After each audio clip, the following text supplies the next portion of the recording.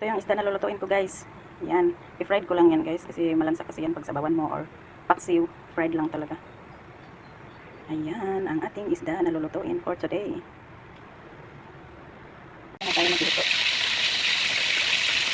Last na lang yan. Yan. Luto na. Hanguin na po natin yung dalawa na yan. Ito yung ulam namin sa tanghalian. Yan, guys. Luto na ang ulam namin. Ayan. Ready na yung tanghalian natin, guys. Hanguin na natin tayo.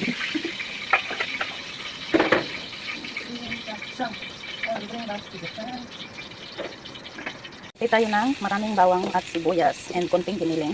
Mag-adobo pala tayo ng eggplant. Yun yung gulay natin. Bigyan ko na siya ng toyo at patis. Pwede na natin ilagay yung eggplant. Hinati-hati ko lang pala yung eggplant natin. Lagyan na natin. Mix lang natin. Na natin lahat. So tatakpan lang natin. Ayan na yung ating gulay. Malapit na yan maluto. Kakain na naman tayo. Masarap na eggplant. Adobo. Yan. Diba? Sarap yan. Kahit simpleng luto lang yan. Basta maraming sibuyas at bawang. Super yummy. Kahit konti lang yung giniling. Igisa mo lang. Ay. Laban na this. Ayan. Ready na ang ating ulam, guys. Kain na tayo. Ito yung partner sa fried fish natin. Ayan. Napakasarap ng adobong eggplant. Delicious vegetable. Let's eat, guys. Ayan na yung ating pagkain. Oh, yung niluto nating eggplant adobo and fried fish. Oh, sarap naman ang pagkain natin. Masarap naman to para sa amin. Isda lang at saka gulay. Sapat na. Ayan. Let's eat, everyone. Sarap ng ating eggplant and yung ating fried fish. Ayan, guys. Kain tayo, guys. Ito na yung ating pagkain. Grabe kayo. Guys, fried fish and yung eggplant.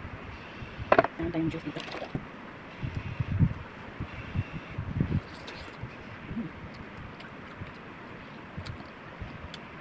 Parang gusto ko magsasang ng suka. Baka na ako. Yan lang tayong suka.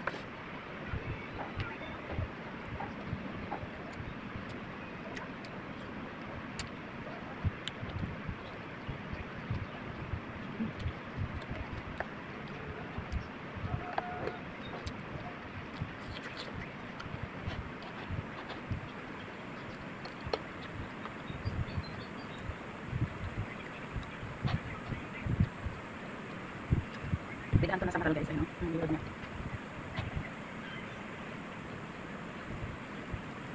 Sa maral or pitong.